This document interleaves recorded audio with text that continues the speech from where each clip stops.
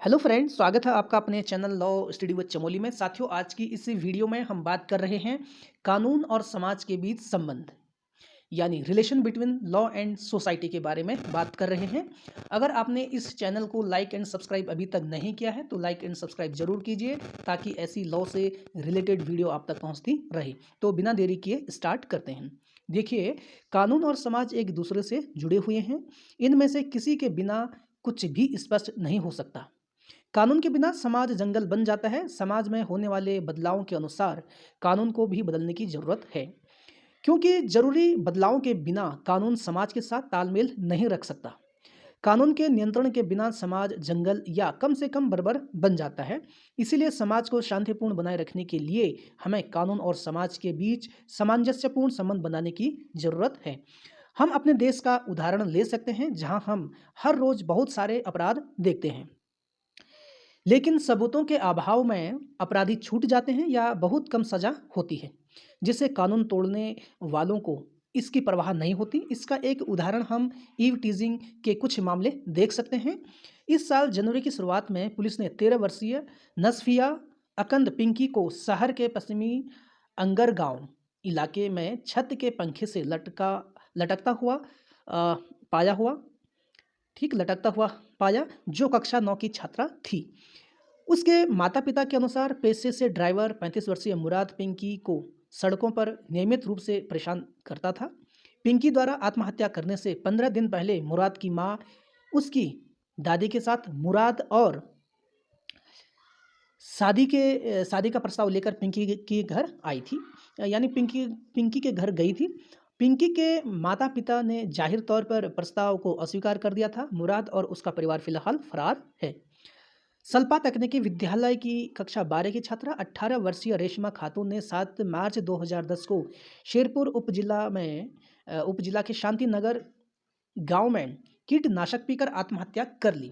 उसे स्कूल जाते समय उसके पड़ोसी 24 वर्षीय मुनाफ और उसके दोस्त रोविन द्वारा परेशान किया जाता था। लंबे समय तक रेशमा को हर दिन मानसिक यातना सहते हुए चुप रहना पड़ा और फिर उसने अपनी जान लेने का फैसला लिया। इस मामले में अपराधी भी फरार है। 20 मार्च 2010 को 15 वर्षीय चांद मोनी और किशोरगंज में अपने घर पर छत के पंखे से लटक कर आत्महत्या कर ली। अजीमुद्दीन हाई स्कूल में कक्षा 9 की छात्रा चांद मोनी को 20 वर्षीय आलम और उसके दोस्तों 21 वर्षीय अब्दुल रहमान, 20 वर्षीय सद्दाम हुसैन और 23 वर्षीय रसेल मियाँ द्वारा स्कूल जाते समय परेशान किया जाता था। आलम की मां और मौसी भी मोनी के माता पिता पर अपनी कम उम्र की बेटी की शादी आलम से करने का दबाव बनाती थी, जिसके लिए माता पिता हमेशा मना करते थे। खुद को मारने से कुछ दिन पहले आलम और उसकी साथी मोनी के घर में घुस गए थे और धमकी दी थी कि अगर माता पिता ने उसके प्रस्ताव को अस्वीकार कर दिया तो वे मोनी का अपहरण कर लेंगे। इसलिए छोटी मोनी ने उसे खत्म करने और फिर आलम से शादी करने का फैसला किया। घटनाओं के बाद आलम और उसका परिवार फरार हो गया। 14 वर्षीय उम्मे कुलसुम एलोरा ने 3 अप्रैल 2010 को मध्य नंदीपारा में अपने घर में कीटनाशक खाकर अपनी जीवन लीला समाप्त कर ली थी। राजधानी में दक्षिण बनासरी मॉडल हाई स्कूल की 8वीं कक्षा की छात्रा एलोरा ने 19 वर्षीय रेजाउल करीम और उसके दोस्त 1 साल से अधिक समय से परेशान कर रहे थे। एलोरा ने दोपहर करीब 3 बजे उनके घर में कीटनाशक निगलकर अपनी जीवन लीला समाप्त कर ली। प्राथमिक पूछताछ के रजाउल ने यानी जो प्राथमिक पूछताछ में रजाउल ने दावा किया कि एलोरा के साथ उसके संबंध थे। हालांकि जब एलोरा जीवित थी, रजाउल और उसके दोस्त अक्सर उसे फ़ोन पर परेशान करते थे।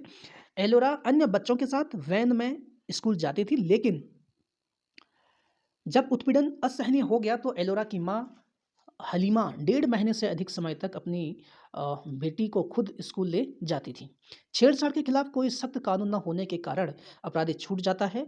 बांग्लादेश में छेड़छाड़ के खिलाफ कानून ढाका मेट्रोपॉलिटन पुलिस अध्यादेश 1976 के आर्टिकल 76 और दंड संहिता 1860 जो कि अब बैन हो चुकी है के आर्टिकल 509 में दिया गया है, और जिसमें कहा गया है कि महिलाओं को यानी महिलाओं को अपमानित करने के लिए इस्तेमाल किए जाने वाले किसी भी कृत्य आचरण या मौखिक दुर्व्यवहार के लिए कानून द्वारा दंडनीय है। महिला एवं बाल उत्पीड़न निवारण अधिनियम 2000 के आर्टिकल संख्या 10 सब क्लॉज 2 में छेड़छाड़ के हल्के ढंग से संबोधित किया गया। हालांकि कानून के उस खंड को 2003 में संशोधन के जरिए खत्म कर दिया गया और कानून के साथ छेड़छाड़ के आधार पर इसे उचित ठहराया गया और इसकी जगह मौजूदा कानून के अनुच्छेद 9 के तहत एक नया प्रावधान जोड़ा गया, जिसमें कहा गया कि अगर किसी महिला को किसी के जानबूझकर अपमान, यौन उत्पीड़न, हमले के प्रत्यक्ष परिणाम के रूप में आत्महत्या करने के लिए मजबूर किया जाता है, तो दोषी व्यक्ति को अधिकतम 10 साल और न्यूनतम 5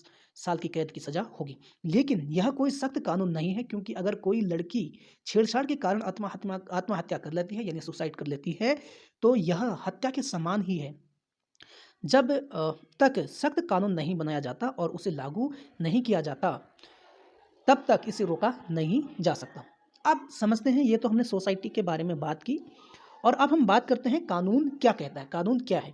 देखिए, कानून संप्रभु का आदेश है। कानून को एक निश्चित व्यक्ति या व्यक्तियों के समूह से प्रवाहित होना चाहिए, जिसमें यह धमकी हो कि यदि इसका पालन नहीं किया गया तो इससे नाराजगी होगी। जैसा कि हम जानते हैं कि संप्रभुता राज्य का एक मात्र हिस्सा है और इसलिए हम कह सकते हैं कि कानून का उपयोग राज्य से निकलने वाले और उसके द्वारा लागू किए जाने वाले आचरण के नियमों को दर्शाने के लिए किया जाता है। हॉलैंड के अनुसार कानून संप्रभु राज्य प्राधिकरण द्वारा लागू बाहरी मानवीय कार्रवाई का नियम है। सालमन के अकॉर्डिंग कानून न्याय के प्रशासन में राज्य द्वारा मान्यता प्राप्त और लागू सिद्धांतों का समूह है। वुड्रो विल्सन के अनुसार कानून मानव जाति की स्थापित आदत और विचार का वह हिस्सा है जिससे सरकार के अधिकार और शक्ति द्वारा समर्थित एक समान नियमों के रूप में विशिष्ट और औपचारिक मान्यता प्राप्त की है। एंसन के अनुसार कानून का उद्देश्य व्यवस्था है और व्यवस्था का परिणाम यह है कि मनुष्य भविष्य के बारे में किसी प्रकार की सुरक्षा के साथ आगे बढ़ने में सक्षम होते हैं। हालांकि मानव क्रिया को प्रकृति की एक रूपता तक सीमित नहीं किया जा सकता, फिर भी मनुष्य ने कानून के द्वारा इस एक रूपता के करीब कुछ पुनरुत्पादन करने का प्रयास किया है। अब हम कह सकते हैं कि कानून में 3 विशेषताएं होनी चाहिए जो नीचे बताई जा रही है। कानून की अपनी संप्रभुता है। कानून के साथ प्रतिबंध भी जुड़े होते हैं। कानून का आदेश आचरण के मार्ग को बाध्य करना चाहिए। आदेश होने के कारण कानून को एक निश्चित व्यक्ति या व्यक्तियों के समूह में आना चाहिए, जिसमें यह धमकी हो कि यदि पालन नहीं किया गया तो इससे नाराजगी होगी। अब बात करते हैं, पहले तो हमने पढ़ा कि समाज में किस प्रकार से घटनाएं घटते हैं और कानून क्या भूमिका वहाँ पर निभाता है। फिर हमने पढ़ा कानून के बारे में। अब बात करते हैं समाज क्या है, सोसाइटी क्या है। ठीक, किसी भी क्षेत्र में रहने वाले समुदाय या व्यक्तियों का समूह जो किसी सामान्य बंधन से जुड़े होते हैं, समाज के एक रूप में जाना जाता है। समाज सामाजिक स्थिति, भूमिकाओं और सामाजिक नेटवर्कों जैसे अस्थायी संबंधों के माध्यम से एक दूसरे से जुड़े लोगों का समूह है। वे एक ही भौगोलिक क्षेत्र भी साझा करते हैं और एक ही राजनीतिक प्राधिकरण और प्रमुख सांस्कृतिक अपेक्षाओं के अधीन होते हैं। सामान्य बंधन लोगों की प्रकृति, आदत, रीति रिवाज, विश्वास, संस्कृति आदि जैसे कारकों की एक प्रकार की एक रूपता है।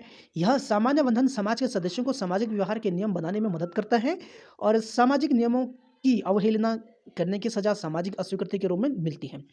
दंड आमतौर पर बहिष्कार होते हैं। अब हम बात करते हैं कानून और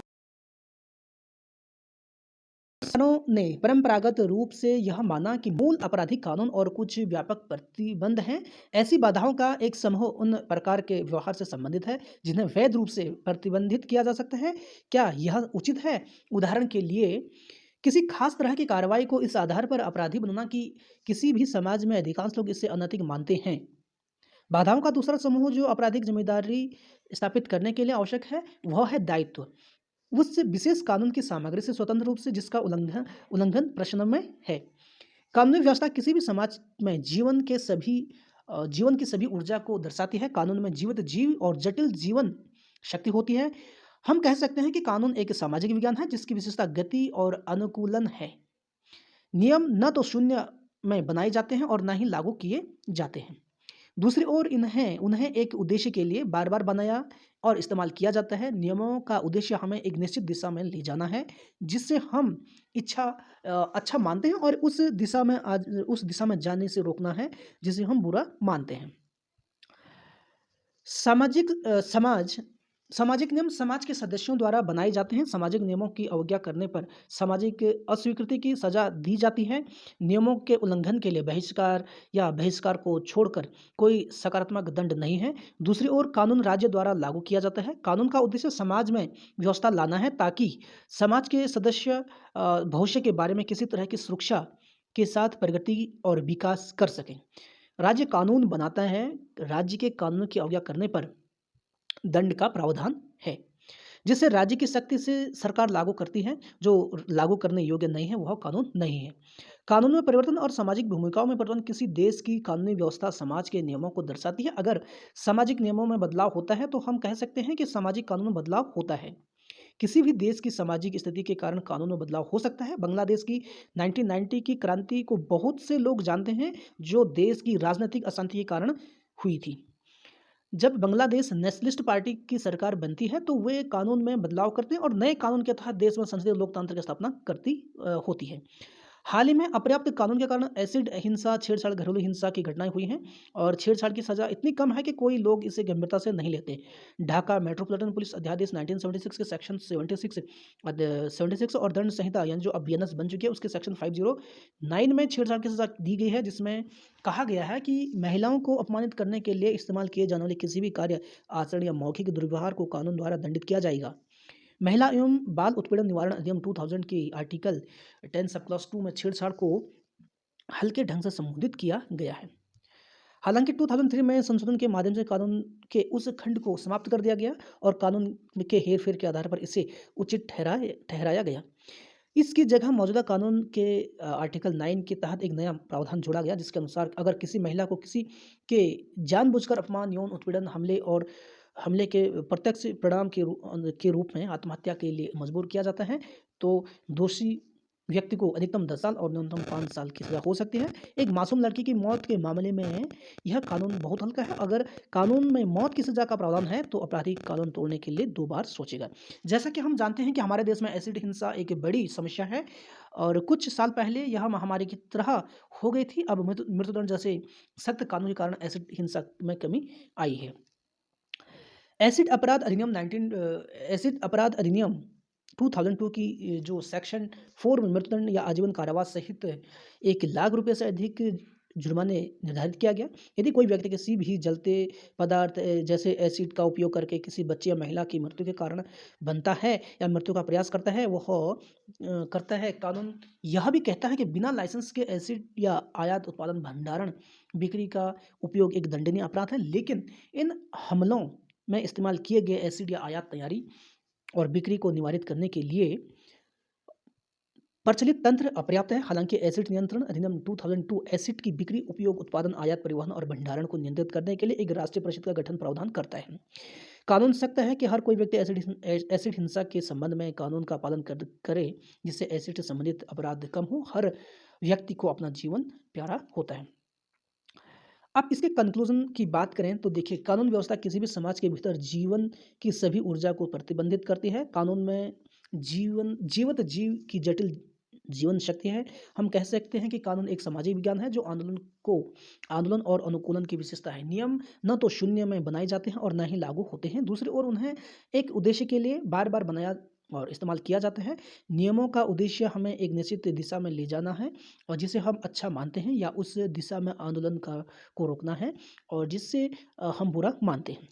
इसीलिए हम कह सकते हैं कि समाज में की भूमिका के अनुसार नियमों को बदलना पड़ा। कानून भी समाज को प्रतिबंधित करता है। जैसे सऊदी अरब में कानून कुरान और सन्नत पर आधारित है। बांग्लादेश में संपत्ति अधिनियम, विवाह अधिनियम और कई अन्य अधिनियम कुरान और सन्नत पर आधारित हैं। साथ ही आपातकाल उत्पन्न होता है। साथ ही जब आपातकाल उत्पन्न होता है तो सामाजिक स्थिति के अनुसार सरकार द्वारा कानून में भी बदलाव किया जाता है। इसलिए हम कह सकते हैं कि कानून और समाज के बीच संबंध परस्पर जुड़े होते हैं। तो इस वीडियो में इतना ही।